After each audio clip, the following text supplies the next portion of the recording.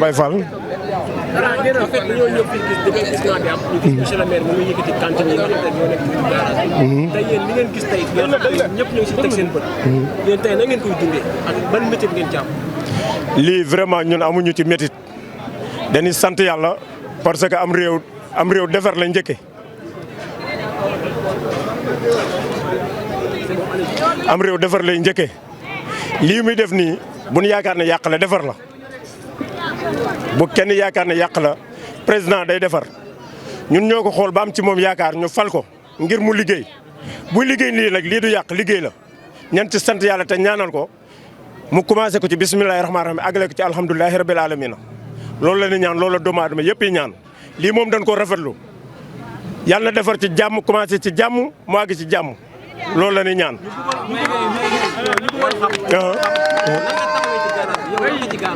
nan man chauffeur laa ci garage bi chauffeur transport laa ci garage bi di liggéey ci garage bi ni liggéey nag ñi ngi sant yàlla bu baax a baax parce que ki ko yor jiitu ko mi ngi koy organisé ñi ngi liggéey ci jàmm di wàcc ci jàmm kenn ku ne di am loo am vraiment. ñu doon gis client yi doon wàcc ci garage bi dañu doon am problème pour dox ci trottoir bi ñu gisoon ñëpp taxaw ci trottoir bi di jaay.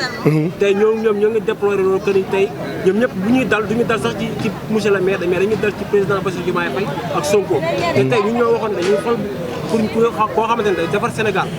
trottoir bi man li ma ci wax mooy nii ñu ko yaatalee mooy sécurité bi mooy sama jàmm man chauffeur bi di jàmm client bi parce que trottoir buñ ko yaatalee ba mu yaatu. chauffeur natt mën na koo dal du ami frein boo amuti frein tamit mën naa wut feneen fu mu jaar ba du lor benn askan loolu la ni ñaan moo tax yaatal bi daal am na solo trop ñun kontaan nañ ci.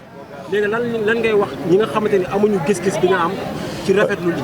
képp ko amul gis-gis bi man damay yaakaar ne yow xamoo dara parce que lii defar la bu ñu yaakaar ne kenn lay defaral ñun lay defaral de moom bu doon boppam lépp defaru na ñun lay defaral.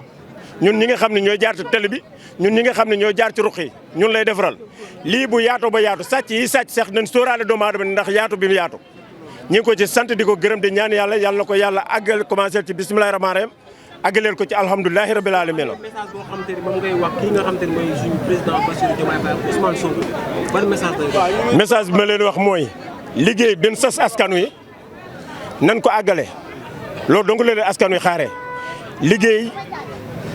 liggéey ci liggéey bi loolu dong leen askanu xaare wàññi ceeb bi ak affaire yëpp moom lañ leen xaare dund gi parce que dund gi vraiment dafa cher na wàññi dund gi moom pour ñun defar na lépp parce que saakub ceeb li muy jar ak litre déew li muy jar ak courant beeg location bi na ko wàññi bu ko wàññee rek defal na askanu lépp loolu dong la ñuy ñaan moom la ñuy ñaan Bassirou Diomaye Faye di ko ñaan premier ministre. mooy sanction bi xam na mooy lan. dañoo jàpp suñu saret defeere ñu nanguñ bàyyi suñu saret yi téewaat suñu saret yi newaat ñu waat leen di waat loolu métti na suñu torop man charretier laa damay jaay fruit waaw ñam bu tooy laay jaay fu ñuy tere la trottoir tali bi laa taxaw lu ma def du yoon loolu dëgg la ñëpp xam lu ma def du yoon. yaa ngi koy déplorer pour que ñu joxaat la sa charrette. waaw léegi nag loolu da ngay topp procédure bi nga xamante ne da ngay dem gendarmerie. waaw nan ngay def ba joxaat sa charrette. waaw mais aussi tey li nga xamante ne moom fexe woon. te ñu gisoon tey ñi nga xamante ne dañuy dox ci kaw territoire bi di jaay.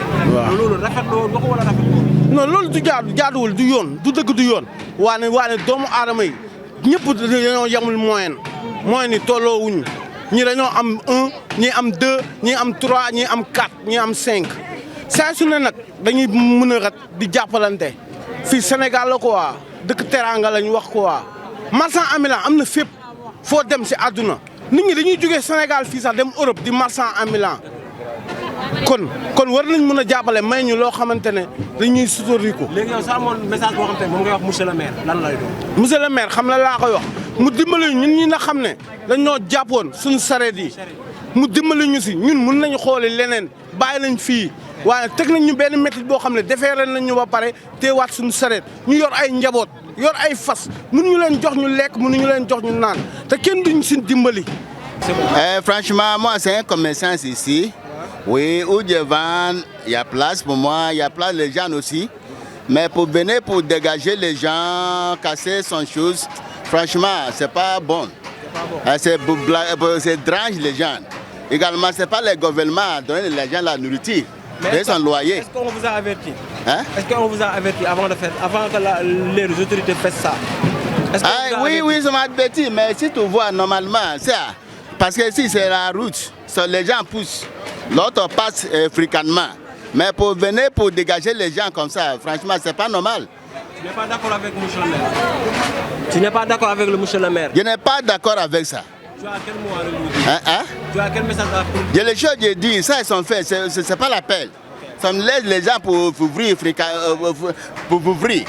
Parce que ça ne voulait pas les gens pour ouvrir quand ils sont faits comme ça. Hein? Ça va arrêter, ça régler toutes choses. Merci. man nag dama ñëwoon doxantu si fii nii tey waaw mais bu ma ñëwee fii nii li ma fekk dama fi gis loo xam ne dafa métti lool comprendre nga mooy cantine yi ngay gis fii li ci ëpp ab étranger moo ko moom quoi comprendre nga te da ko jël bëri maanaam di ko luyee chaque fin de mois da ciy fayeeku xaalis bi wax taal ci loo xam ne nii maanaam dafa illégal nekkul yoon waaw ci loo xam ne dafa illégal nekkul yoon quoi te fii nii moom mii nekk fii nii da doon fay mairie.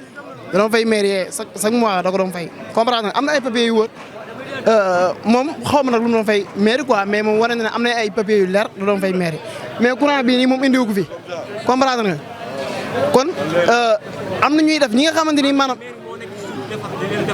non xaw ma nag mairie bii la wala bi fi nekkoon avant mais ok waaw mais loolu dafa nekk lu yaatu boo demee ba ci këyiti Sénégal yi dañuy ci dal quoi comprendre na këyiti Sénégal yi ñu jaay nañ ko baax kenn du fi jaay sa këyitu doom kenn du fi jaay sa këyitu yaay kenn du fi jaay sa këyitu rakk kenn du fi jaay sa këyitu bàjjen kon këyiti jàmbur yi ñu jaay nañ ko bàyyi mais étranger yi tamit ñëw gi ñëw fii nii maanaam di def li ñuy def ci illégal tamit loolu nañ ko bàyyi quoi man loolu laa am loo xam ne maa métti na ma asalaamaaleykum wa rahmatulah.